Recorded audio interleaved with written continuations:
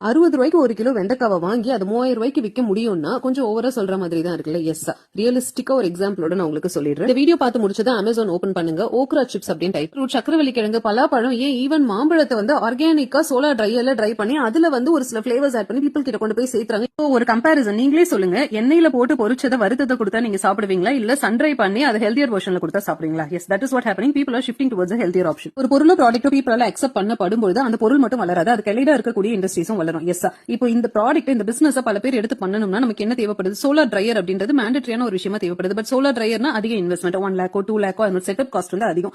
Like அதுல இனிஷியேட்டிவா பாத்தீங்கன்னா இந்த ஆஸ்பர் சோலார் அப்படின்றவங்க போர்ட்டபிள் சோலார் ட்ரையர் அப்படின்ற ஒரு விஷயத்தை கொண்டு வராங்க. பேர் வந்திருக்காங்க. பட் ஸ்டில் ஏன் இந்த பிராண்டை ரெஃபர் பண்றேன்னா, காமன் பீப்பிள் லைக் வந்து உமன் ஆண்டர்பிரினர்ஸ் லைக் அந்த மாதிரி ரொம்ப காமனா பீப்பிள் பண்ணிட்டு இருக்காங்களே மலைவாழ் மக்கள், அவங்களுக்கு கூட இவங்களோட ப்ராடக்ட்டை கொண்டு போய் சேர்த்திருக்காங்க. தட் வாஸ் இம்ப்ரெசிவ் பாயிண்ட் இவங்க கிட்ட.